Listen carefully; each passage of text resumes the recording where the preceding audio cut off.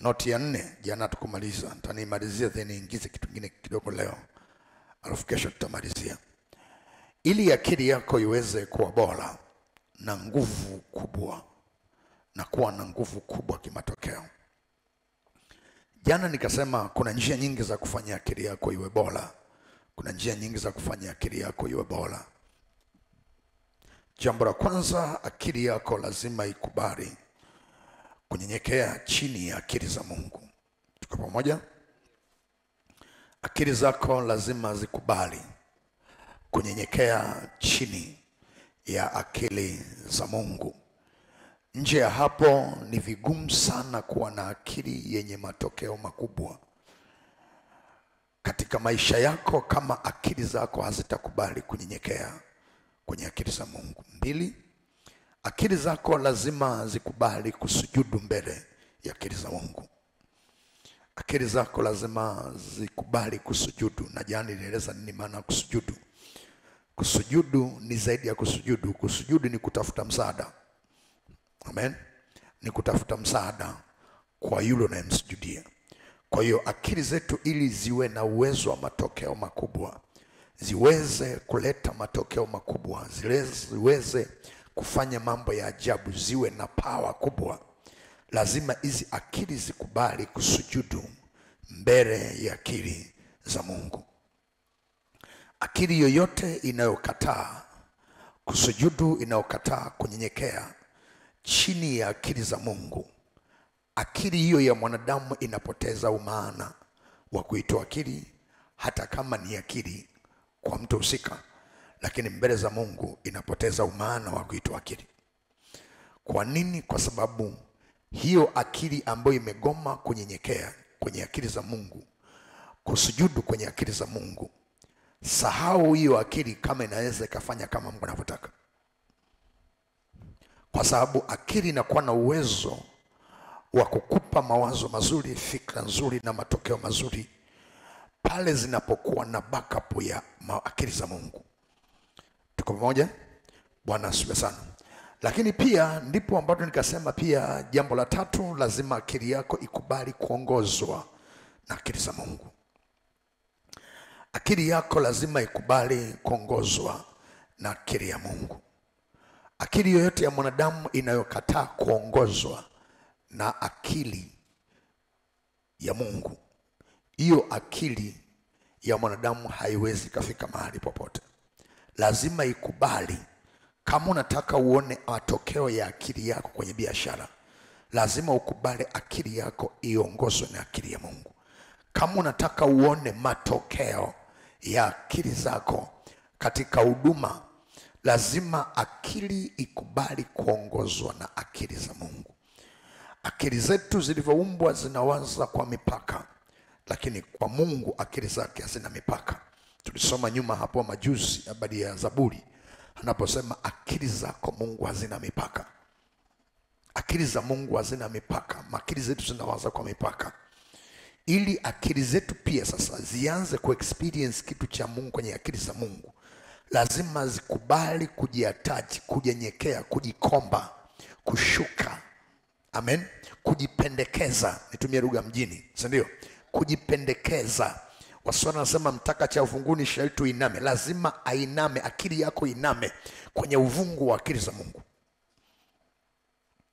Nje ya hapo tutakuwa tuna intellectual akili ambazo zipo kwenye akili lakini hazina matokeo chanya, na hazitakuwa supportive, hazitakuwa msaada kwenye mission ambayo Mungu ametuwekea ndani ya kila mtu kwa namna kwake, kwa nini yuko duniani. Hauwezi, hizo akili zozote zinazokataa kuongozwa na akili za Mungu, ni vigumu sana hizo akili kukupa mkono wa shirika kufanya kilichokufanya uwepo duniani. Ni vigumu sana. Tuko pamoja? Bwana asifiwe sana. Jambo la 4, lazima akili yako, ili akili yako ilete matokeo, lazima akili yako ikubali kutawaliwa na akili ya Mungu. Lazima ikubali kutawaliwa na akili za Mungu. Akili zako lazima zikubali kutawaliwa. Nikisema kutawaliwa, kumbuka hii jana haikuwepo, si ndio? Leo ndo tupo nyingine hiyo. Nikisema kutawaliwa manake unatakiwa ufikie level akili yako iwe under authority ya akili ya Mungu, iwe chini ya mamlaka ya akili za Mungu, ili akili yako, kwa sababu kitu chochote ambacho kiko under, kikiwa chini ya, maana yake kile kilicho juu ndicho kinachoamua security na ulinzi na usalama wa kile kilicho chini. Tukawa moja. Kwa hiyo akili zako zinapokubali kuongozwa, kutawaliwa, maana yake umeruhusu ya kwamba akili za Mungu ndizo ziwe walanti za akili zako. Maana yake usalama wa akili yako utategemea na kile kilicho juu kinachokutawala. Tukawa moja. Na ikitokea kama kuna vita yoyote itatokea ambayo inakuja kupigana kwenye akili, ile kinachotawala kina uwezo wa kudefend, kulinda. Akili nyingi za watu wengi haziko salama kwa sababu hazina mahali zilipojishikiza kwa kutawaliwa. Tuko moja. Kumbuka, anayetawala ndiye anayeamua hali ya anachotawala. Tuko moja. Na kinachotawaliwa kikiwa na ushuhuda mbaya tofauti na anayetawala, aibu inakuwa kwa mtawala, sio kwa kinachotawaliwa. Tuko moja.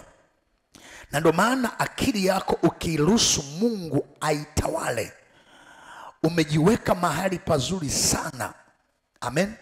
Kuna privilege, kuna favor, kuna upendeleo fulani utaupata kwa sababu tu ya kutii kwako, kukaa, kujisubmiti, kukaa, kutawaliwa na akili za Mungu. Haleluya. Haleluya.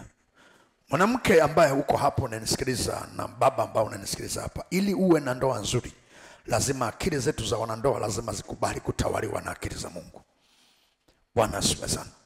Kama umeajiriwa na unataka uone matokeo makubwa kwenye kampuni, Mungu akikutumia katika maajabu kwenye idea, akili zako lazima uzisubmiti. Kubali, ruhusu akili za Mungu zitawale akili zako. Zitawale akili zako. Zitawale akili zako. Kwa hiyo akili za Mungu zikitawala akili zako, akili za Mungu ndizo zinazohusika na kuwajibika maendeleo yote ya akili zako. Akili za Mungu ndizo zinazowajibika usalama wote wa akili zako. Akili zote za Mungu zitawajibika kwa sababu ndizo mtawala, ndizo zitahakikisha akili zako zinapata kibali na zinaleta umaana wa kuwepo kwake. Bwana asifiwe sana. Umefikwa kwa nini akili zetu hazina matokeo? Kwa sababu wengi hapa akili zetu zimetawaliwa na akili za mifumo ya tamaduni na mila. Na ndio maana wengine hata nikitazama hapa hanielewi. Kwa sababu pia hata hizo akili zilizowekwa kwa mfumo wa mila na desturi ambazo wanadamu wengi tumejisubmiti zitawale. Angalia maisha, zimewapa maisha gani? Hamna maisha leo hapa. Hamna maisha leo hapa zaidi ya mateso na huzuni na hali ya kutia huruma kila wakati. Bwana asifiwe sana. Kwa hiyo nimetumwa na Mungu kuja kukueleza, kama unataka uone matokeo makubwa katika akili zako, lazima uruhusu akili zako zitawaliwe na akili za Mungu. Na kama akili za Mungu ndio mtawala, siku zote Mungu ana wivu. Mungu ana wivu. Hawezi akaruhusu akili yoyote ambayo imekubali kunyenyekea kati ya akili nyingi zaidi ya mabilioni ya wanadamu. Katika akili nyingi zimekataa kusujudu, kunyenyekea, kutumaini, kuongozwa na kutawaliwa na akili za Mungu. Halafu inapotokea zile akili chache zinakubali kutawaliwa na Mungu, Mungu hawezi kuziacha hizi, lazima atazipa kitu cha kipekee ili ziwe ushuhuda kwa zile zilizogoma kukaa chini yake. Ndicho ambacho najua. Hata hao wachache hawapo. Ni wachache sana ambao wananyenyekeza akili zao kwa Mungu. Wengi wanapoongezeka kielimu ndivyo wanavyokaa mbali na Mungu. Wakati kanuni ulimwengu wa roho, kwa kadri unavyopandishwa kicheo, promotion, ulimwengu wa roho, kuongezewa vitu, ndivyo unatakiwa ushuke zaidi chini ushuke zaidi chini. Kama Mungu ananipa neema, kesho nitafundisha habari ya nguvu ya unyenyekevu, unavyomvuta Mungu kuleta mabadiliko makubwa katika maisha ya mtu. Bwana asifiwe sana. Haleluya. Tano. Kumbuka hizi ni tafakuri na ni fahamu chache ambazo zitakupa uelewa mkubwa sana. 5. Akili ya Mungu. Akili ya Mungu. Akili ya Mungu. Moja, akili ya Mungu ni nguvu ya akili zetu. Akili ya Mungu ni nguvu ya akili zetu. Akili ya Mungu ni nguvu ya akili zetu. Ndio maana tunahitaji kila wakati akili za Mungu zitusaidie. Tunahitaji kunyenyekea, tunahitaji kushuka, tunahitaji kuabudu, tunahitaji kusujudu, tunahitaji kutawaliwa na akili za Mungu, kwa sababu akili za Mungu ndio nguvu za akili zetu. Kwa hiyo akili ya muamini inapata nguvu katika akili za Mungu. Ndio lugha rahisi. Kwa moja, akili ya mwanadamu muamini yoyote inapokataa kujiattach, kunyenyekea kwenye akili za Mungu, inakuwa wiki, inakuwa dhaifu. 2, akili ya Mungu ni uwezo wa akili zetu. Akili za Mungu ni uwezo wa akili zetu. Akili za Mungu ni uwezo wa akili zetu. Ukitaka akili yako iwe na uwezo, lazima ukubali akili zako zinyenyekee katika akili za Mungu. Katika kunyenyekea kwako utapata uwezo, manake capacity, uwezo wa ndani. Bwana asifiwe sana. 3, akili za Mungu ni ubora wa akili zetu. Akili za Mungu ni ubora wa akili zetu. Akili za Mungu ni ubora wa akili zetu. Akili za Mungu ni ubora wa akili zetu. Akili za Mungu ni ubora wa akili zetu. Akili za Mungu si tu ni akili kwenye akili zetu. Akili za Mungu pia zinafanyika kuwa standard na ubora wa akili zetu. Kwa hiyo akili zetu zinaposujudu kwenye akili za Mungu, zinapohitaji na kutaka msaada kwenye akili za Mungu, zile akili za Mungu zinapokuwa akili zetu, kitu kimoja hapo ambacho kinaleta mabadiliko makubwa kwenye akili yetu ni kwamba akili za Mungu zinafanyika automatic kuwa ndio ubora wetu wa akili zetu. Sika mnaelewa ninachosema? Kwa hiyo ukitaka kuboresha akili zako, fanya bidii kuruhusu akili za Mungu ziwe akili zako. Na akili za Mungu zinapokuwa akili zako, ubora wa akili za Mungu ndio utakaokuwa ubora wako. Nguvu ya akili za Mungu ndio inakuwa nguvu ya kwako. Kama vile naposema mtoto wa mbwa ni mbwa, mtoto wa nyoka ni nyoka, mtoto wa shetani ni shetani, mtoto wa Mungu ni Mungu. Umeelewa kitu? Bwana asifiwe sana. Kwa hicho ndicho kinachotokea kwako. Bwana asifiwe sana. Lakini pia akili ya Mungu ni ufunuo. I like that. Ni ufunuo wa akili zetu. It's our revelation ya akili zetu.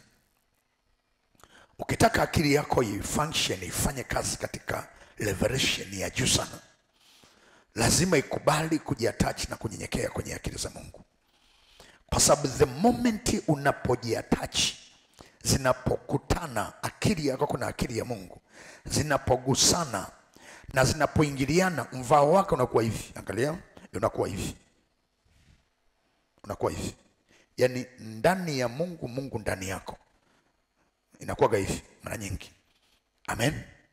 Unaporuhusu, manake akili zako zinaingia ndani ya akili za Mungu na akili za Mungu zinakuwa ndani ya akili zako. Kwa hiyo sifa yoyote ya akili ya Mungu inakuwa ni sifa ya kwako, ya akili zako. Narudia tena. Sifa ya akili ya Mungu Sifa iliyonayo akili za Mungu ndiyo itakayokuwa sifa ya akili zako. Bwana asifiwe sana. Sifa ya akili za Mungu inakuwa ni sifa ya akili za kwako. Kwa hiyo akili ya Mungu yenyewe si tu kwamba ina ufunuo. Yani akili ya Mungu ni ufunuo. It's revelation itself. Yani yenyewe ni revelation, ni ufunuo. Na ndio maana muamini yoyote anapokubali akili zake, kunyenyekea na kuadmit kwenye akili za Mungu, zile akili za Mungu pewa nafasi kwenye akili za huyo mwanadamu au huyo muamini, hizo akili zinachofanyika zinageuka kuwa revelation, ufunuo kwenye akili za yule mtu. Akili yoyote ya mwanadamu ikikosa revelation, ufunuo, inakuwa butu. Ni kama haiwezi kuleta matokeo, inakuwa doomed, inakuwa butu. Ni akili sawa, lakini haiwezi kaona fursa. Kwa sababu fursa it's a revelation, ni ufunuo. Katikati ya matatizo unaweza kuona fursa. Kwa mimi ninapokufundisha hapa, ninakufundisha zaidi ya hichi, ninakufundisha kwenye biashara, ninakufundisha kwenye uchumi, kwenye kazi, namna ya kuona fursa. Kwa sababu fursa ni product, ni matokeo ya ufunuo.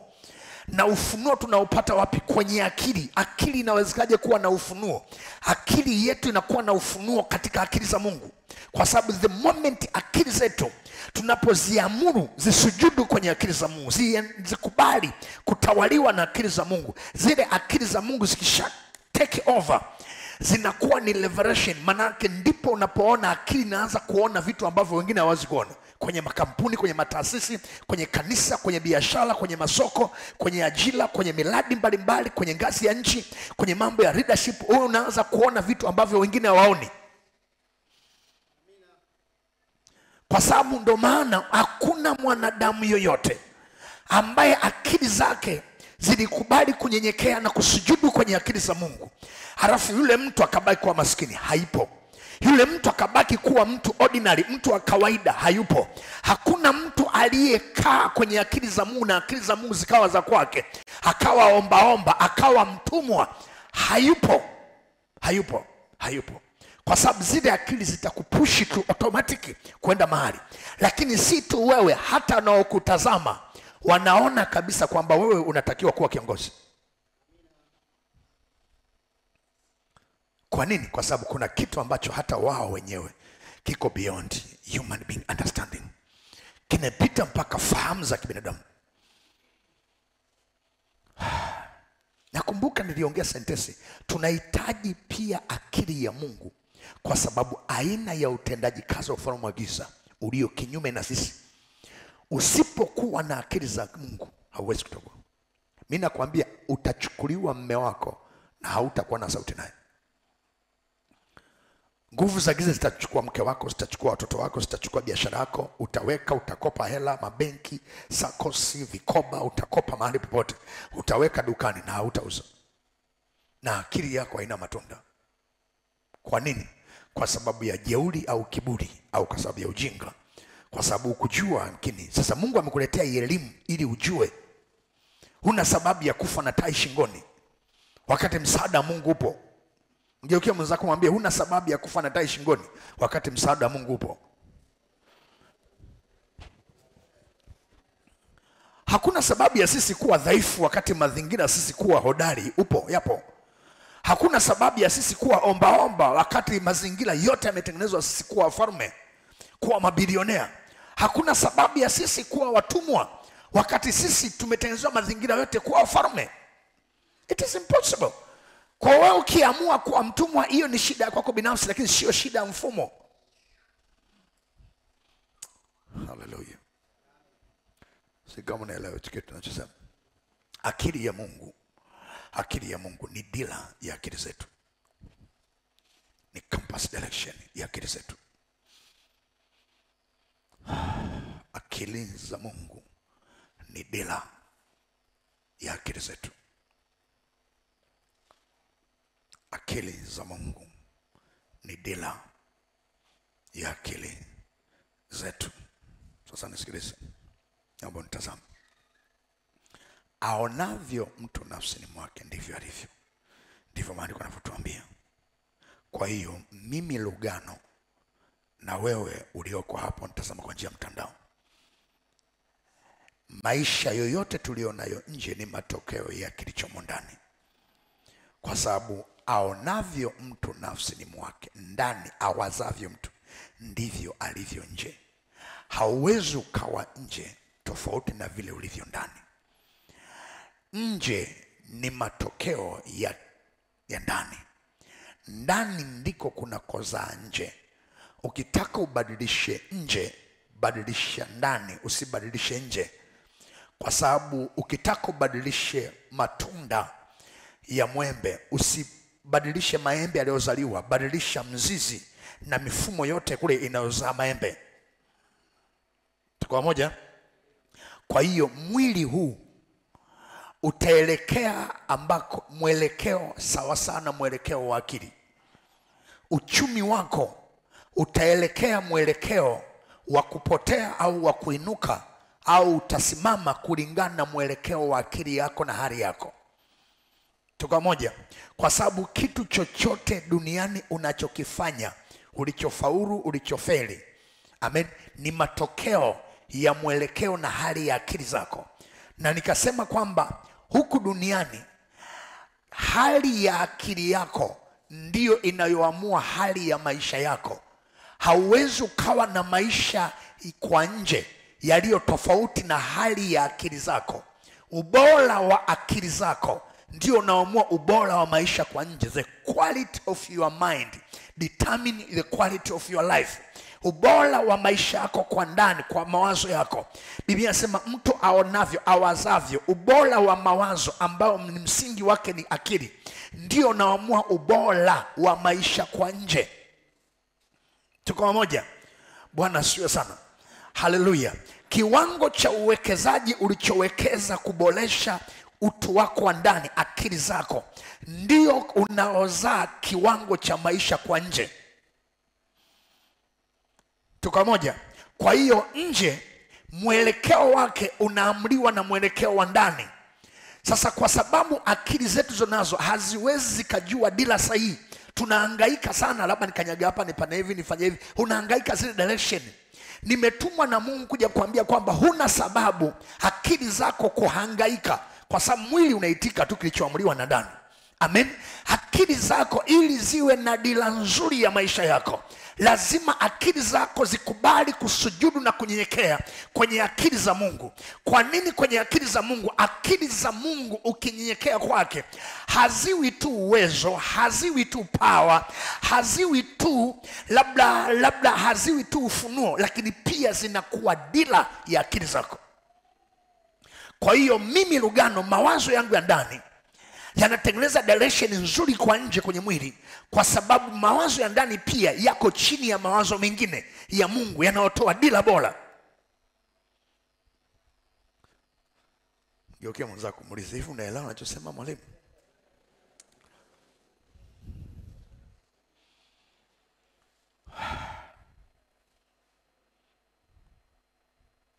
Haya, twende. Nyingine, akili za Mungu ni lamani ya akili za Mungu zetu. Akili za Mungu ni lamani ya akili zetu. Akili zetu zinapata lamani katika akili za Mungu.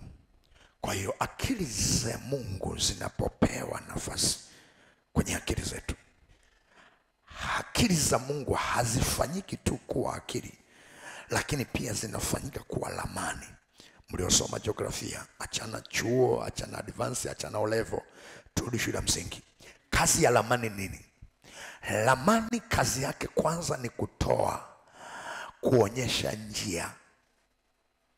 Na ndio maana ukifuata lamani vizuri, kupotea sahau. Lugha iliyo rahisi, wanadamu yoyote, sasa hii ni physically, unapoona mtu anatafuta mahali, anapotea njia, ujue ya kwamba alikuwa hana lamani. Kazi ya lamani ni kuondoa, ni kutatua tatizo la kupotea. Sasa katika mfumo wa mawazo, katika maisha tulionayo, kuna watu katika dunia hii wameshapotea tayari, hata kama wapo. Ngeukia mwanzo kumuuliza, hivyo umepotelea wapi? Wengine hapa wameingia kwenye biashara wameshapotea, na ameingia kwenye chaka ambalo hajui ametokea wapi. Wengine wamepotea kwenye ndoa, wengine wamepotea kwenye huduma, wengine wamepotea kwenye huduma. Ndo siseme kabisa, huku ndo kuna kupoteana sana huku. Bwana asifiwe sana. Sasa akili ya Mungu ikiwa ndani yako inafanyika kwa lamani. Manake inaondoa tatizo la akili yako kupoteza mwelekeo, kupoteza njia. Na ikishaweza kutembea kwenye lamani ya akili ya Mungu, ambao ni lamani ya Mungu, amen, ni rahisi sana mwili huu utaona tunatembea kwenye flow nzuri na unaona vitu vinaenda. Kwa nini? Kwa sababu ile akili ya mwanadamu ya kwako imealign, imekaa kwenye leli ya akili za Mungu. Lakini namna mojawapo ya akili zako kuziungamanisha na akili za Mungu ni kusujudu kwenye akili za Mungu, ni kuhitaji msaada. Tuna vijana wengi wamepoteza dira ya maisha, wamepoteza mwelekeo wa maisha, wamepotea kabisa, wameyoyoma, wameacha njia kabisa, wapo polini. Kwa nini? Kwa sababu wamekosa lamani. Lakini lamani tunaipata kwenye akili za Mungu. Akili zetu zinapokubali kunyenyekea, kuongozwa na akili za Mungu. Hebu tuzipe makofi mengi sana akili za Mungu. Haleluya, haleluya. Ni mpango wa Mungu ndani ya siku zote hizi 8 kwamba watu wa Morogoro, watu wa Area 5, watu wa Anglikana, watu wa makanisa yote ambao tuko hapa natazama kwa njia ya mtandao katika kipindi hiki, ya kwamba siwepo mtu atakayepotea. Kwa lugha nyingine, kupotea aidha ni matokeo ya ujinga ya kutojua ramani ya Mungu kwake, au ni kiburi cha hiari cha kukataa kutafuta ramani ya Mungu. Bwana asifiwe sana. Haleluya.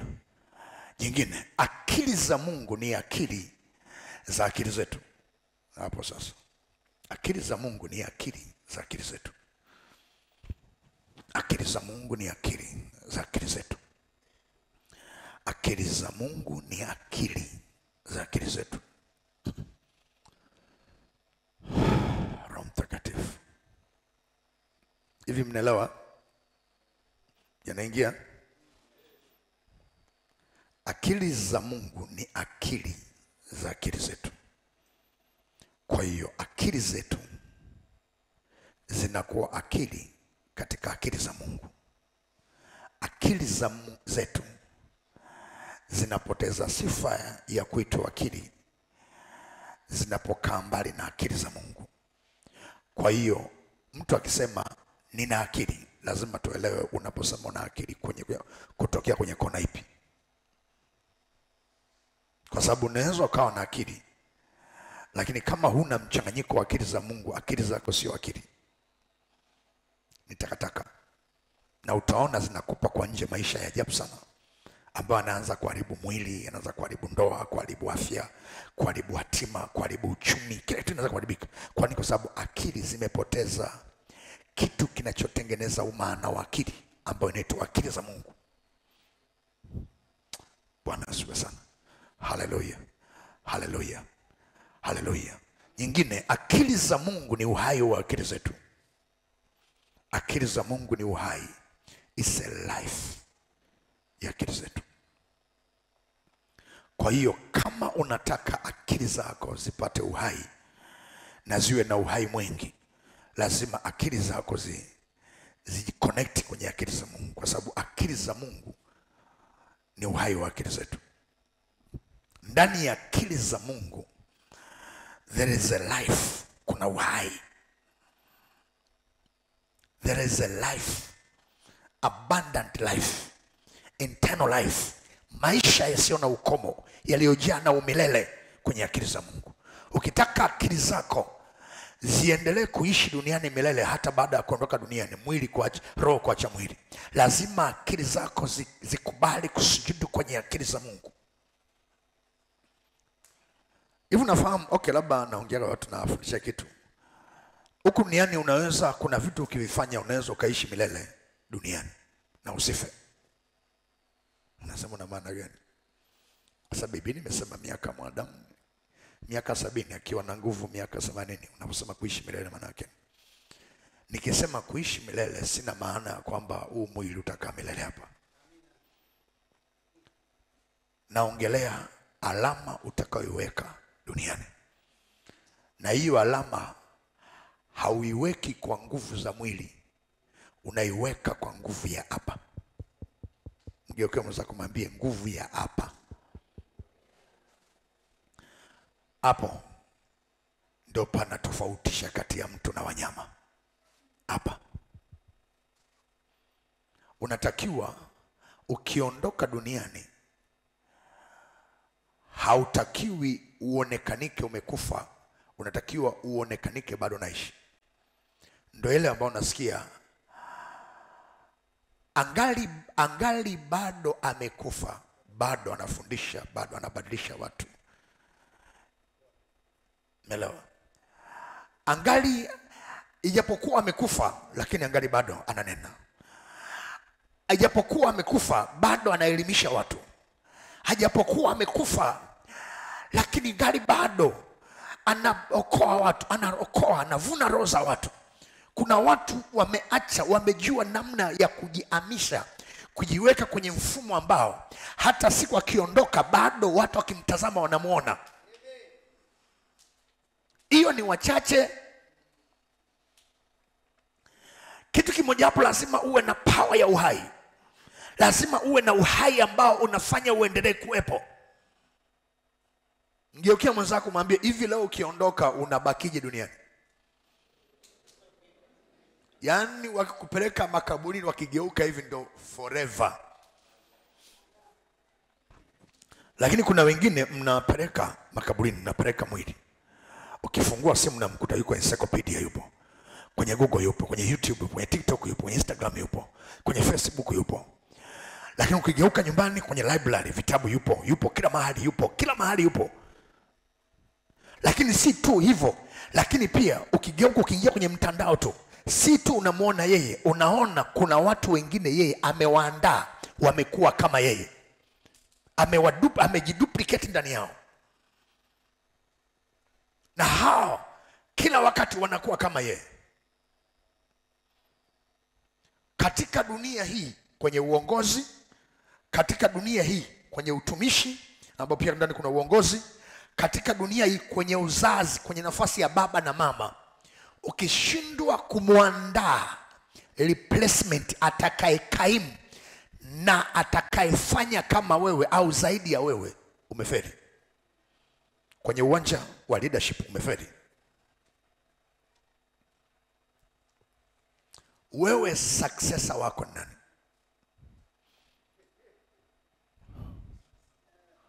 Labda nimeongea kaguru cha ndani sana, chakula msingisi, labda nirudi cha mtaani kama Gairo hapa. Wewe ukiondoka duniani, nani anaweza kupeperusha bendera lako? Ngeukia mzako muulize. Unafanya bidii kujenga nyumba, sio mbaya. Kutafuta hela kazini ili watoto wale, ili utakapokufa waachie mirathi. Mirathi haiwezi kutambulisha. Mirathi hiyo mwezi mmoja ni mbali sana. Ndani ya wiki kadhaa yote imeisha hiyo. Nani unayemwachia? Kwenye mambo ya leadership, njia ya kupata viongozi iliyo sahihi sio kupiga kula. Kwa sababu kupiga kula, as long as wanaopiga kula ni wengi, wanaweza kumchagua ambaye hata ni foolish, ni mpumbavu. Kwa sababu si anapewa na kula. Kiongozi aliye bora anateuliwa ambaye ameandaliwa. Kula zinaweza zikampa hata mtu ambaye ni mpumbavu, ni mtenda dhambi, mwabudu shetani, lakini as long as wengi wamempa, anapewa. Sasa sina maana kwamba muende hapa mtumishi amesema naomba tunaweka mgomo, sijasema hicho kitu. Lakini najaribu kukufikirisha.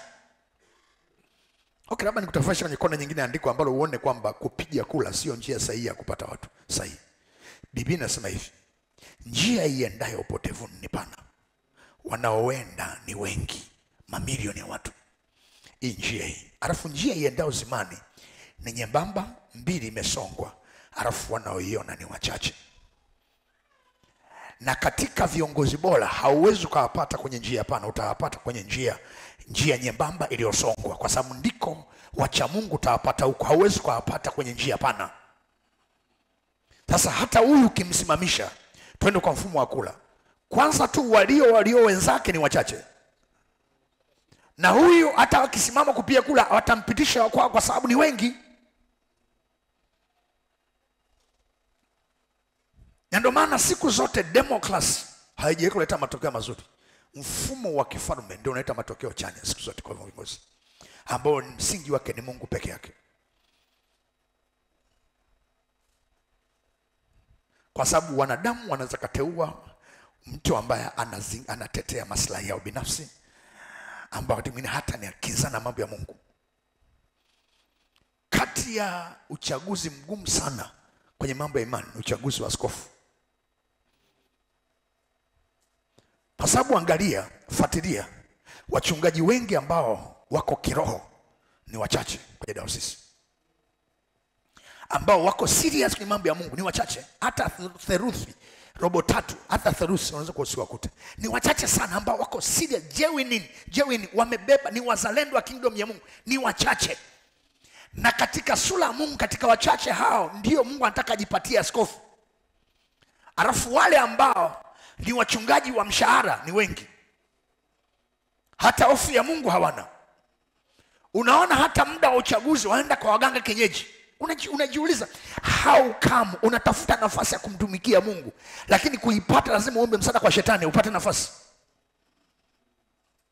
Alafu katika mazingira wanachagua askofu, na mfumo ni kwamba kula ya watu wengi ndio nampa nafasi ya askofu.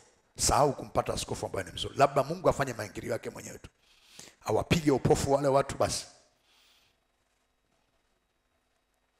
Narudia tena, msije mkasema mtumishi amesema hapa naomba tunaweka mgomo uchaguzi wa mwakani, si mwaka shukura, si mwaka mitano na kuja sijui. Sijasema hicho mkaweka mgomo, ila tafakari, lakini pia ni ajenda ya maombi. Kuliombea kanisa. Kuliombea kanisa. Kuliombea kanisa. Kwa sababu labda niongee jambo lingine. Unajua kama watumishi, wachungaji wote wapo rohoni, kama ungekuwa rohoni wote, uchaguzi usingekuwepo, ungepoteza maana. Kwa sababu wale wanaogombania, kila mtu anajua kwamba Mungu amenisemesha mimi sio askofu. Kwa tutaulizana tu, nani amemsemesha kuwa askofu? Huyu, labda ni askofu. Na tunapomuuliza Mungu anasema ndio, ni kweli. Kuna sababu gani kupiga kula? Tumpitishe kwa sababu ndio Bwana aliyesema. Kwa sababu hata wewe kama utagombana, kama Mungu amekataa, unapoteza muda tu. Na utajidhalilisha tu kwenye kujieleza vitu vingine kadha wa kadha, Mungu nini na nini. Ndio kia mwanza kumwambia kila asomaye na afahamu. Akili za Mungu ni uhai wa akili zetu.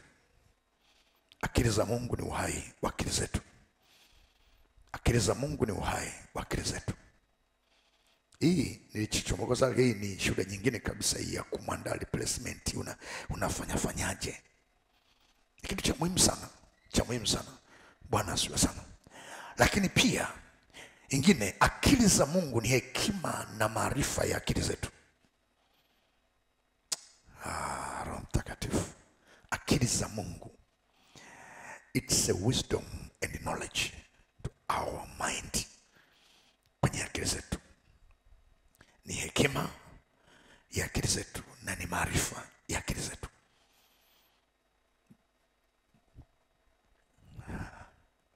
Hivi unafahamu kwamba ukijiconnect kweli kweli, yani umejinjeki kweli kweli kwenye akili za Mungu, na akili za Mungu zimekuwa akili zako 100%. Hata usiposoma unaelewa, na unaelewa zaidi aliyesoma. Kwa sababu sio akili zako tena, ni Mungu katika akili zake. Haleluya.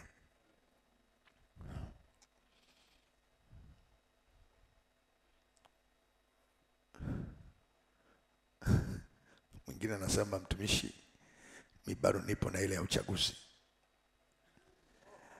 Nipo na ile uchaguzi. Mbona wanafunzi walimchagua baada kwenye Matendo ya Mitume walimchagua yule ndugu Matia? Ili ujue kwamba lile halikuwa ni mpango wa Mungu, kwa sababu Yesu hakutoa maelezo kwamba mtaue mwingine ambaye atakayekaa nafasi. Hakutoa maelekezo ya Yesu. Na watu unavyoona, ukitaka ujue kwamba ilikuwa sio mapenzi ya Mungu, fuatilia hata walivyomteua. Habari za Mateo ilishia wapi? Hamna wote bado. Zaidi ya kujaza gepu ambalo halina msingi ulimwengu wa roho. Tunataka kazi. Hakuna maelekezo ambayo Yesu alitoa kwamba nikiondoka naomba yule aliyenisaliti yule naomba mtafutie kujazilizia pale. Hamna maelezo aliyotoa Yesu kama kiongozi. Na unaona yule ndugu ameteuliwa, lakini hamna habari za kazi. Yaani ameteuliwa pale, ndo habari ianzie hapo, nimeishia hapo hapo. Alafu wale 11 ndo wanaendeleza kazi zingine za kumsala Mungu matunda. Nitaka nitatue ile wazo msema. Mbona uchaguzi? Hebu eleza vizuri chaguzi. Nishamaliza uchaguzi. Bwana siwe sana. Akili za Mungu ni hekima na maarifa ya akili zetu, na akili za Mungu ni kipimo cha akili zetu. Roho Mtakatifu.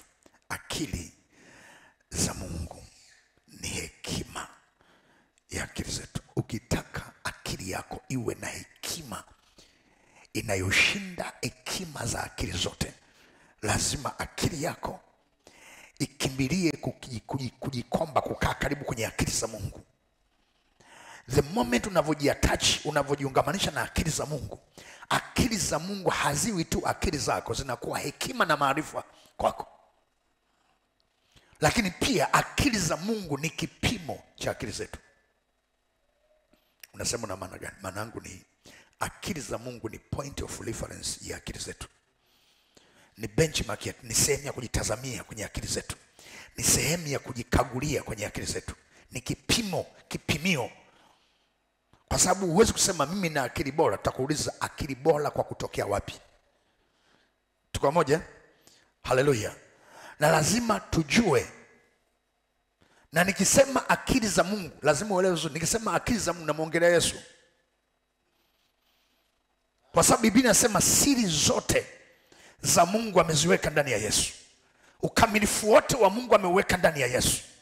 Yesu ndiye kipimo, na kila muamini anapotaka kukua, kila muamini anapotaka kujipima kwa chochote kile, maendeleo ya chochote kwenye roho yake, kwenye nafsi na roho yake, lazima ajipime kwa kumtazama Yesu kama sehemu ya kitazamio chetu.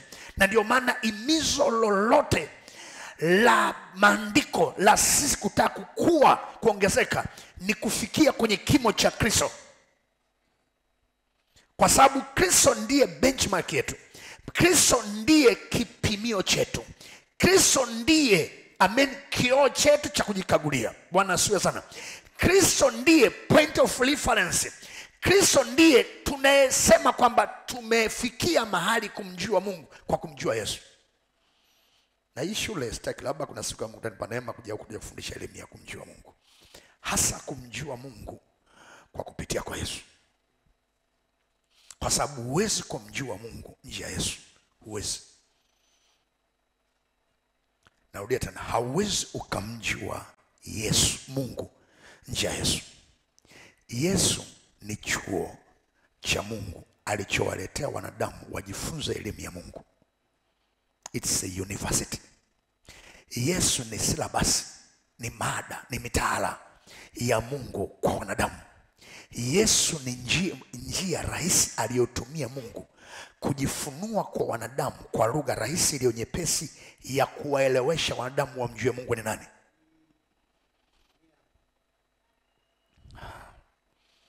Kushindwa kumjua Yesu, umeshindwa kumjua Mungu. Na ndio maana mtu mmoja alikusema sentensi hivi, Pastor Brace, nimesikia toa shuhuda mara kadhaa nafuatia masomo maeleza. Pastor Brace aliwahi kusema sentensi hivi, it is not only impossible, also it is useless to know God without Christ.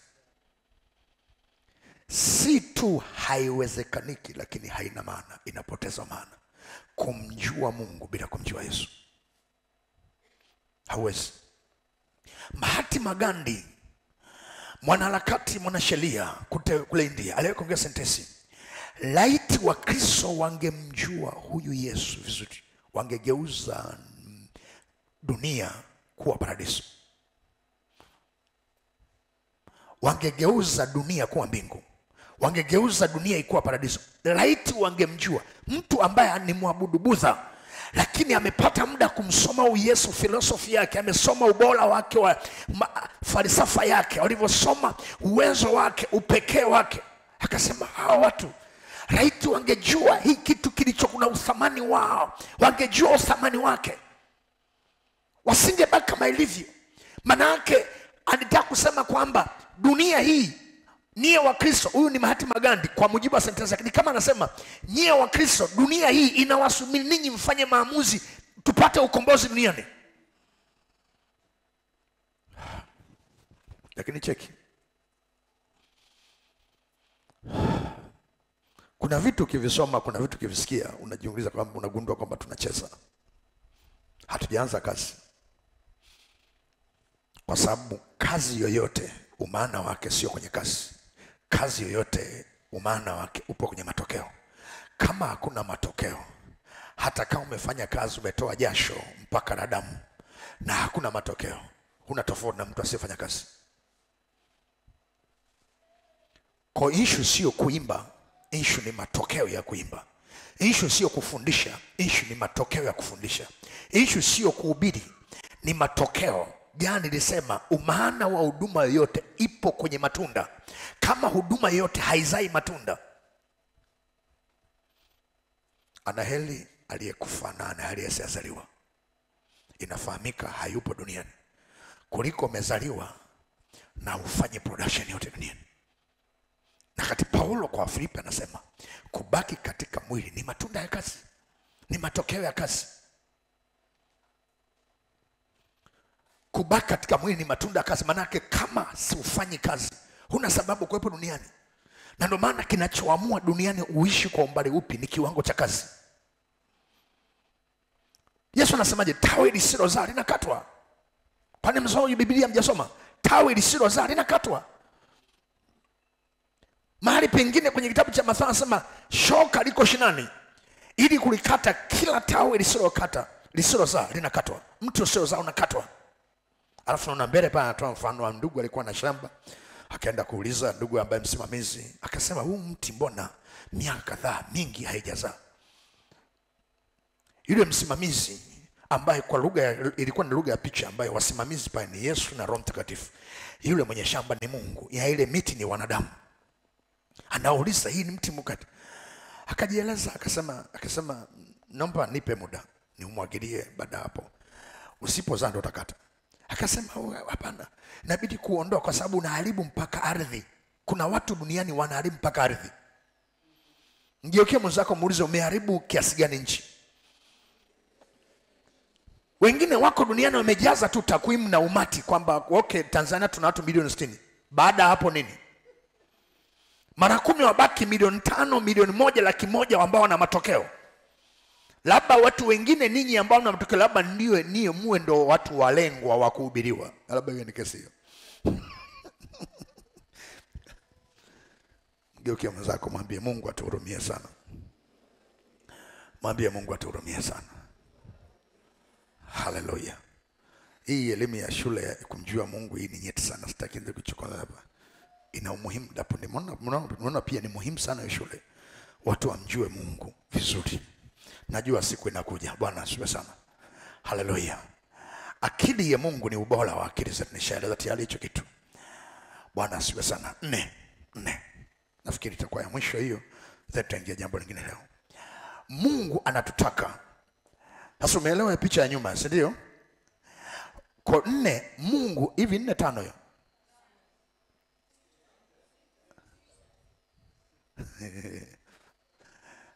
Sasa 6 5 tunafanyaje? Wewe endelea pale pale ulipoishia.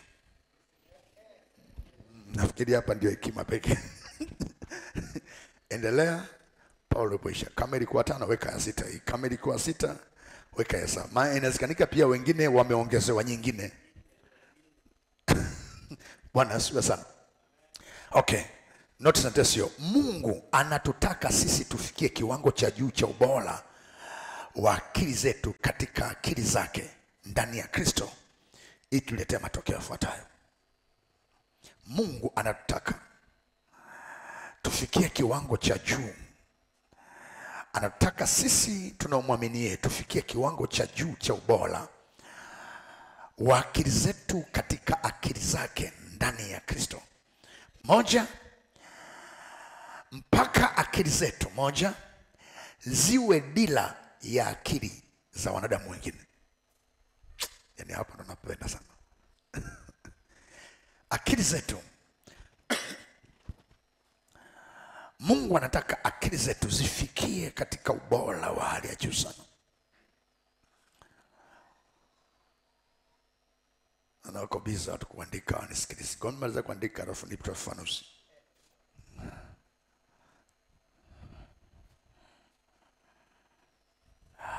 Roho Mtakatifu.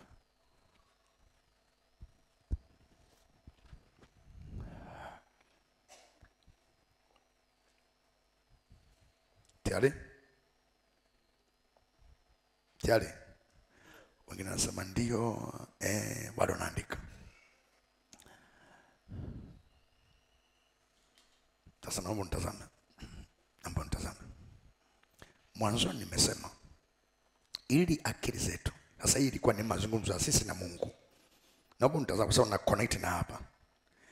Mungu anataka akili zetu sisi ili ziwe na matokeo makubwa, lazima ametufundisha akili zetu zikubali kusujudu kwenye akili za Mungu. Si ndio? Akili zetu lazima zikubali kuongozwa, kunyenyekea. Amen, kutawaliwa na akili za Mungu. Kwa nini? Kwa sababu the moment unaponyenyekea kwenye akili za Mungu zinakuwa akili zako. Amen. Ubora wa akili za Mungu unakuwa ni ubora wako. Nguvu ya akili za Mungu unakuwa nguvu zako. Nisikilize, kwa maana na connect hapa. Ubora wa akili za Mungu unakuwa ubora wako. Akili za Mungu zinakuwa ufunuo wa akili zako. Si ndio? Amen. Akili za Mungu zinakuwa hekima. Amen. Hekima, maarifa, uhai. Si ndio? Uhai, dira ya akili zako. Sasa sikiliza. Ukishafanya yote haya, nia yake anachotafuta, ukishajiconnect na vyote vikatokea, anachotaka sasa wewe unatakiwa ufikie sasa. Ukishafikia hiyo level, Mungu anataka akili zako ziwe dira za akili za wanadamu wengine. Kwamba kama vile wewe ulivyofanyika kwa Mungu, ndivyo na wewe uanze kuhubiri na kuwatangazia watu, ili watu wawe akili zao ziwe akili za Mungu katika akili zako. Kwa sababu tayari Mungu sasa hayupo sehemu ya tatu, amekuwa ndani yako.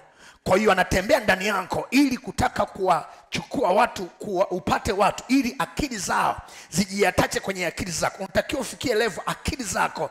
Mungu anataka akili zako zifikie kwenye ubora mkubwa, mpaka akili zako ziwe dira ya akili za wanadamu wengine. Kwa hiyo wanadamu wengine wanapotaka kujua dira ya maisha yao katika misingi ya akili, wanatakiwa waje kwako wapate dira ya akili zao. Na hapo ndo naona hela zinakuja zenye automatic. Hapo ndo naona mialiko mpaka nchi za nje, maana watu wamepoteza dira kwenye makampuni. Wanahitaji kupata watu wenye dira bora ya mawazo na akili, ili wajue makampuni yaelekea wapi. Makampuni mengi yamefunga, yako dilema. Makampuni mengi yamekuwa bankrupt, yamefilisika. Makampuni mengi yamedhorota, yameganda. Kwa nini? Kumbuka, ubora wa kampuni hauamriwi na ubora wa kampuni kama kampuni. Ubora wa kampuni ni matokeo ya ubora wa akili za watu waliomo ndani ya kampuni. Amen. Mafanikio ya kampuni yanaamriwa na ubora na uzuri. Amen. Na weredi na umahiri na ukamilifu na power na uwezo wa akili za watu waliomo ndani ya kampuni. Tuko pamoja? Unapoona kampuni limepoteza dira, limestaki, sio kampuni, akili za watu zimefikia mwisho. Mungu anataka uende kwenye ile kampuni uajiriwe. Ukifika pale, unatakiwa uwe dira za akili zao katika akili za kwako. Hiyo ndio unaona mtu amefika tu, umeajiriwa, umeingia, ghafla tu kampuni imeanza kuamka. Unaona, unaanza kuanza kufanya hiki. Baada hapo na kampuni inaanza kuinuka na stawi, linaanza kutengeneza mabilioni ya hela. Lakini kwani? Kwa sababu umekuja wewe katika ubora wa akili ambao wao wamepoteza miaka yote, hawajai kupata ubora wa akili na matokeo hayo. Haleluya. Makofi mengi sana kwa Jehova ali hai. Haleluya, haleluya. Haleluya kanisa. Lakini msisitizo wangu nini? Msisitizo wangu ni kwamba Mungu anataka ufikie katika level ambayo ukiingia kwenye wizara yote, ofisi yote, kampuni yote, kama upo kwenye kanisa, kwenye chuo, upo kwenye mradi wote, upo kwenye uongozi, Mungu anataka wewe akili zako ziwe dira ya akili za watu wote. 2, Mungu anataka akili zetu ziwe egemeo la akili za wanadamu wengine. Akili zetu zinatakiwa ziwe egemeo za akili za wanadamu wengine wote ambao watakuja. Haleluya.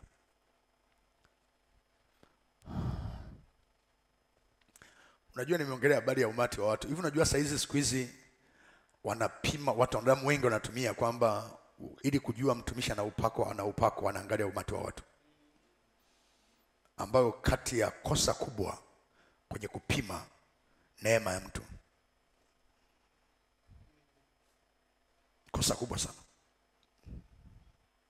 Yaani huwezi kumpima mtu mtumishi kwa kuangalia kwamba ni mtu mkubwa ulimwengu wa roho, au kwa maana kwamba ana neema kubwa au ndogo kwa kuangalia umati wa watu, au amekuwa kiroho hawajakuwa kiroho. Tuko moja? Sasa sikatai, mimi sipingani kwamba neema pia inapokuwa kubwa umati watu unakuwa mkubwa pia. Lakini hautaki kutumia kama kipimo 100%. Kwa sababu kuna mahali itaenda kita bounce. Yaani unajua unavotumia vipimo, kuna vipimo vinaweza vikatoa majibu lakini vikatoa majibu nusu. Kwa sababu nagundua kuna aina ya qualification au vigezo vinakataa kufiti kwenye upande mwingine tena. Na ndio maana napofundisha pia habari ya namna ya kujiadhari na roho za udanganyifu, kwenye kipengele ambacho nafundishaga natoa tahadhari sana ni kwenye makosa ambayo tunakosea kusahihisha na kusema kwamba huyu mtumishi ni wa kweli au si wa kweli. Kwa sababu hapo pia kuna makosa tunakosea kwenye kutofautisha. Kwa sababu kuna makosa mengi yanakosewa sana. Ndio maana unamakini takiwa mkubwa sana. Usiseme huyu mtumishi wa Mungu huyu ni wa uongo au ni wa kweli kama hujajiridhisha katika vipimo. Sasa naongeleaga zaidi kwenye makosa ambayo tunakosea kuita watumishi wa uongo. Kwa sababu kuna aina fulani ya ufahamu tumekosa. Kuna aina ya watumishi ambao Mungu aliwaleta kabisa ndani ya makanisa yetu ili kulibadilisha kanisa, ila kwa sababu mfumo wetu, vipimio vyetu haviendani na vipimio vya Mungu. Kwa sababu vipimo vingi tunavyotumia ni vipimo kulingana na mapokeo ya madhehebu yetu. Hauwezi kutumia mapokeo ya dhehebu lako kupima kwamba ni mtumishi wa kweli si wa kweli. Mara 10 tumia Biblia katika Roho Mtakatifu. Ni kama vile ninavyowaambia, unapotaka usome Biblia uielewe, usome Biblia ukiwa ndani yako una Uanglikana, una UKKT, UTAG, UAGT, Moravian. Biblia huwezi kusoma. Huwezi kuelewa. Kwa sababu kuna mahali mapokeo yatakuzuia kuliamini andiko. Ukitaka uelewe Biblia, weka pembeni kila kitu. Yaani uwe wewe kama Adamu uliyezaliwa duniani, huna dini yoyote, utasoma utaelewa. Sasa haina maana mapokeo yote ni mabaya, lakini msisitizo wangu ni kwamba uwe flexible, uwe huru kwa Mungu. Hallelujah. Mungu anataka akili zetu ziwe egemeo. Wakati akili zingine adui zinapoangaishwa, wamekosa dila, wanatafuta mahali pa kuegemea. Makampuni yanatafuta mahali pa kuegemea. Anapokosa kumtafuta mtu ambaye anaweza kaliegemesha hii kampuni libebwe liende mahali. Wanapoanza kukosa, wewe unatakiwa uwe egemeo la kampuni, egemeo. Akili zako ziwe egemeo la akili za watu wote kwenye mataasisi na makampuni na kwenye taifa. Na nisikilize, unajua vyote vinavyokutajia hivi, yani akili zote zikikubali, akili zako zikifanikiwa kuwa dira ya akili hizi, akili kuzishuhudia habari ya ufalme wa Mungu ni rahisi na zikakubali. Ni vigumu sana kuishuhudia akili ambayo wewe mwenyewe pia unategemea kiegemeo. Wewe mwenyewe unategemea upate dira ndo maisha yako yaende. Halafu namshuhudia habari ya Yesu, anakuangalia tu. Anakuambia tu. Hamna kitu. Kwa lugha nyingine, hiki kinachofundisha ni strategy, ni mikakati ya kuvuna roho za watu. Lakini ili tuweze kuvuna roho za watu, swala si kuwa na sauti tu, okokeni, geukeni na kuachilia vitisho vingi. Usipookoka unaenda jehanamu, kuna moto na mafunza, wanachoma si ABCD. Sawa. Lakini unavyoongea wanakutazama, wewe unaonea huruma nao wanakuonea huruma, kwa sababu wewe mwenyewe ukitoka hapo unaenda kuhemea njaa kwao.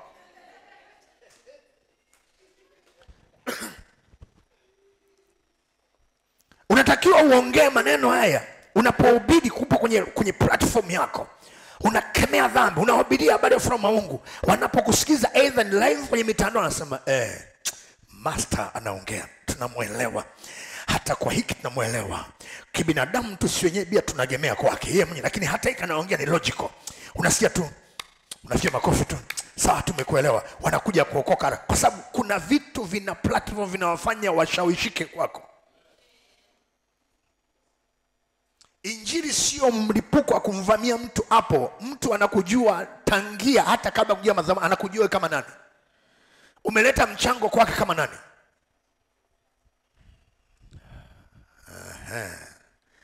Warokole sasa hapa. Maana sasa cha kutumaini sina ila damu ya Yesu.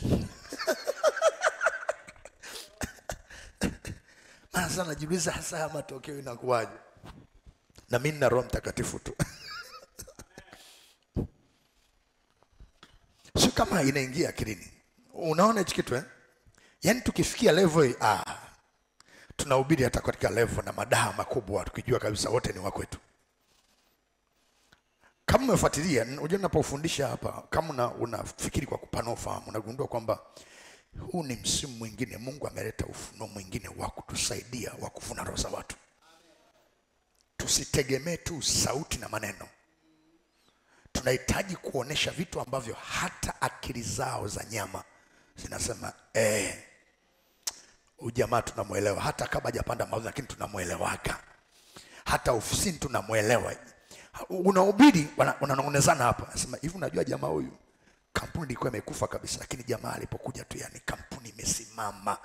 Yani leo tunapiga mabilioni ya hela. Unajua kabla haja kuja yeye, yani mshahara ulikuwa chini, lakini alipokuja tu mshahara umepanda. Yani jamaa, hebu tumpe mkono wa shirika. Yani kwanza wenyewe wanavutiwa kwanza. Kuna vitu ambavyo umevifanya ambavyo vinawashangaza. Hiyo ndo naiongelea.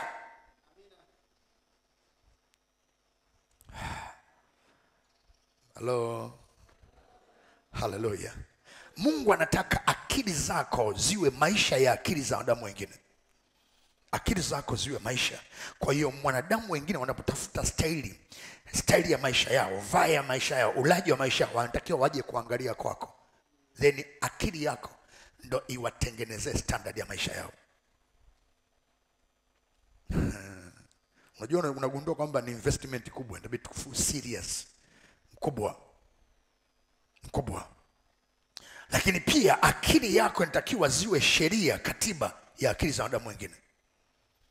Unatakiwa ufikie level wanapokusikiliza wagundue kwamba si kama juzi nilivyosema, yani umeingia kazini. Amen. Umeingia kazini, umeajiriwa. Wanakusikiliza kwenye presentation yako, kwenye uwasilishaji wako, wanakusikiliza.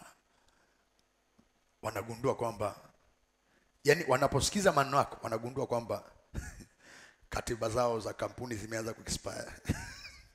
Wanagundua yani kwa mawazo haya anza kukonyezana miguu, mzee.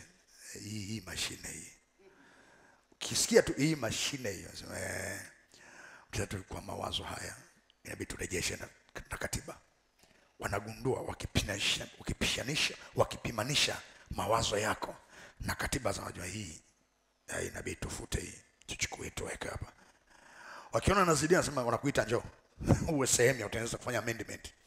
Ukianza kuangalia na kugundua katiba yote inafumuliwa, sera zote zinafumuliwa, inaingizwa mawazo yako wako. Bwana asifiwe sana.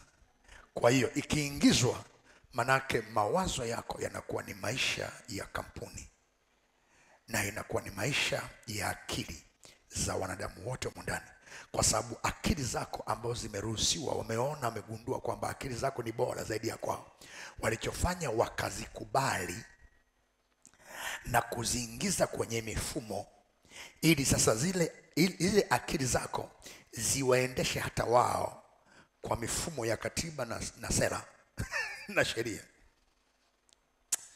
Yaani tunahitaji watu wa namna hiyo katika jina la Yesu. Watokee, inawezekanika vijana, inawezekanika. Na hiki nachoongea tu si kwamba lazima sasa unajua unajilaumu sasa mbona mimi sijaenda shule. Hii ni jitihada binafsi. Ukiamka leo ukikusudia, nenda mbele za Bwana. Soma Biblia hii, soma Biblia hii. Azilonga Biblia mpaka kama ipo ya Kikaguru, hujui Kiswahili, soma Kikaguru. Lakini soma mpaka uelewe. Soma mpaka uelewe. The more unavyosoma hii Biblia, unakuwa sio mtu wa kawaida. Sasa haizuii usisome vitu vingine, lakini najaribu kuambia platform pa kuanzia basi. Huna cha kusingizia kwamba sina mahali pa kusomea. Tunahitaji kubadilika. Mgeukie mwenzako mwambie unahitaji kubadilika. Mwambie tena unahitaji kubadilika. Haleluya. Mungu anataka akili zetu ziwe mkombozi wa akili za wanadamu wengine. Ziwe savior. Ziwe savior. Unajuaje kama akili ya mtu ni savior? Hakuna kikao kuanza mpaka fulani awepo. Unajua maana yake? Mambo hayaendi hapo. Kuna mkombozi hapo. Unajua akili zake ongea ni nondo. Kwa hiyo nyingine maana yake ninyi wote mpo lakini ni vilaza. Au ninyi wote mpo lakini hatuziamini akili zenu. Ndio maana kwamba hichi kikao hakifanyiki bila fulani. Unajua maana yake ni hekima tu, lakini ongeza kuambia tu ninyi yote of course ni wafanyakazi, ni mameneja, lakini hatuziamini akili zenu. Yaani sio tu ninyi, hata mimi mwenyewe mratibisha ratiba. Siziamini akili zangu.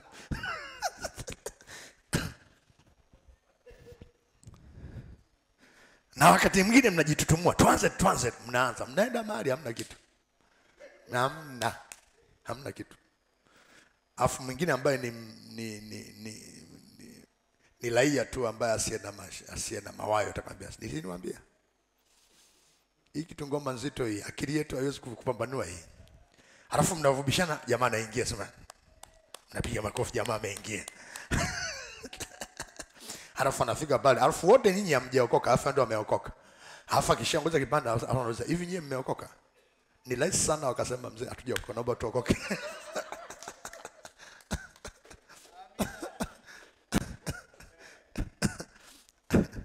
Bwana asifiwe sana. Au yeye ndo hajaokoka, alafu ninyi mmeokoka. Alafu nataka mmalize raka muende kwenye kipindi cha semina, anakuambia tu hamna kwenda kwenye semina. Maana sasa hamna jinsi, maana hamna platform ya kupush nyie kwenda ibadani. Akili iko chini. Ndio maana ninasema huku nene tunaheshimiana kwa akili, mawazo. Na mawazo si tu ya kwako, yana mchango upi tunauona kwa macho ya nyama. Mgeukie mwenzako mwambie uthamani wa maisha yako sio cover la mwili huu ulionao. Sio rangi ya mwili ulionao. Sio sura na shape ulionayo. Mwambie uthamani wa maisha yako. Mwambie hapa.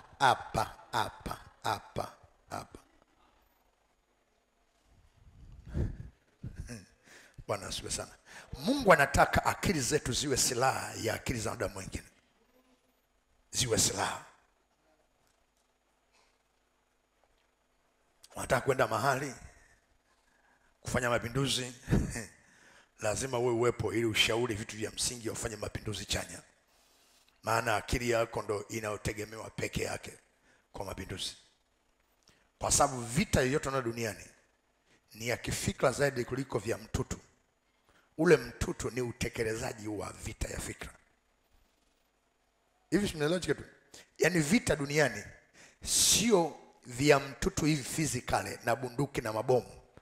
Vita ile ni ya kiakili zaidi, ki-idea zaidi kuliko.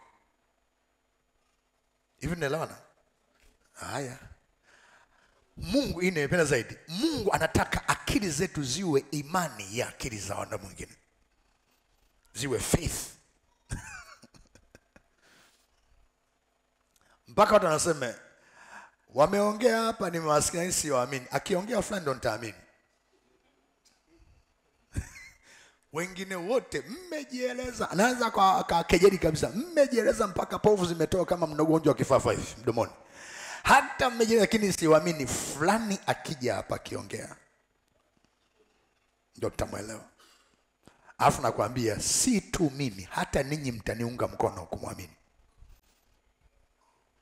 Na sio tu anampamba, anakuja. Akisha kuja nasema kwa kweli huyu haya ndo mawazo na kuamini.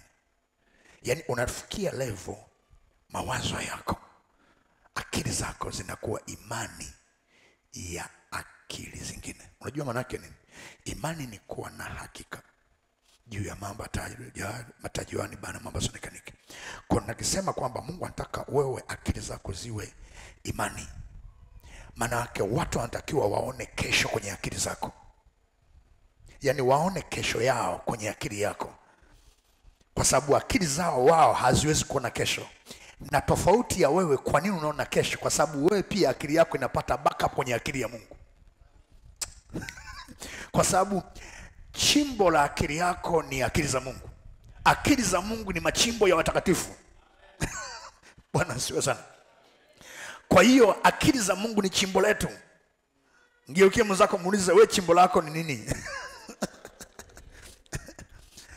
Akili za Mungu ndio chimbo letu. Ndiko tunakopata kuweza kuona kesho kabla hujaona. Akili zetu zinaona future, zinaona tomorrow, zinaona miaka 50 na ukuja mbele kabla. Akili zetu, amen, zinaona kesho kabla wengine. Ndio naona ile kitu inaitwa forecasting, foreseeing, uwezo wa kuforecast, kuforesee.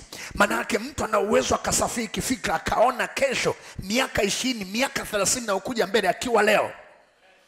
Lakini ukianza kumtrace back, anapata wapi hiyo capacity? Anapata wapi hiyo uwezo? Unagundua anapata huo uwezo katika akili za Mungu. Hallelujah. Makofi mengi sana kwa Yesu aliye hai. Nasema makofi mengi sana kwa Jehova aliye hai. Wateule nasema makofi mengi sana kwa Jehova aliye hai. Hallelujah, hallelujah, hallelujah, hallelujah, hallelujah, hallelujah. Nasema hallelujah, hallelujah, hallelujah, hallelujah. Bwana ndiye chimbo la akili zetu. Hallelujah, hallelujah. Bwana ni imani ya akili zetu. Hallelujah, hallelujah. Mungu akili zake ni nguvu ya akili zetu. Akili zake ni dira ya akili zetu. Akili zake ni egemeo la akili zetu. Akili zake ni ufunuo wa akili zetu. Akili zake ni afya ya akili zetu. Akili zake ni hekima ya akili zetu. Akili zake ni maarifa ya akili zetu. Akili zake ni uhai wa akili zetu. Akili zake ndio uwezo na nguvu ya kushinda zaidi ya kushinda kwenye akili zetu. Akili yake ni imani ya akili zetu. Akili yake ni dira ya imani zetu na akili zetu. Inawezekanika katika jina la Yesu. Adui amepata kiburi kwa sababu tumekataa kunyenyekea kwenye mkono wa Mungu. Tunyenyekee kwenye mkono wa Mungu. Tutakuwa duni mpaka lini? Una uwezo wa kubadilika leo hii ukawa mtu mwingine kabisa kama utaruhusu akili zako zitawaliwe na Mungu, zimilikiwe na Mungu, zisujudu kwa Mungu. Zikienda hapo zinapata backup kubwa sana. Bwana asifiwe sana. Sema Bwana Yesu. Bwana Yesu, ninakushukuru sana kwa uaminifu wako. Kwa uaminifu wako ninajua unaniwazia mema. Unaniwazia mema. Hata sasa umekuwa ni Ebeneza kwenye maisha yangu. Nimetambua kwa akili zangu, kwa moyo wangu, ya kwamba unaniwazia mema, unaniwazia mema. Unataka kazi yangu ya injili, kazi yangu ya kushuhudia, kazi yangu ya kushuhudia iwe na matokeo makubwa. Roho Mtakatifu nisaidie. Kuanzia leo akili zangu zinasujudu kwenye akili zako. Akili zangu zinakubali kuongozwa na akili zako. Akili zako ni akili ya akili zangu. Akili zako ni imani ya akili zangu. Akili zako ni dira ya akili zangu. Akili zako ni nguvu, ni uwezo, ni lamani ya akili zangu. Akili zako ni afya ya akili zangu, ni ubora wa akili zangu. Akili zako ni uhai wa akili zangu. Akili zako ni hekima, ni busara, ni maarifa ya akili zangu. Akili zako ni egemeo la akili zangu, ni egemeo la akili zangu. Akili zako ni katiba, ni sheria, ni sheria ya akili zangu, ya akili zangu. Akili zako ni sera ya akili zangu.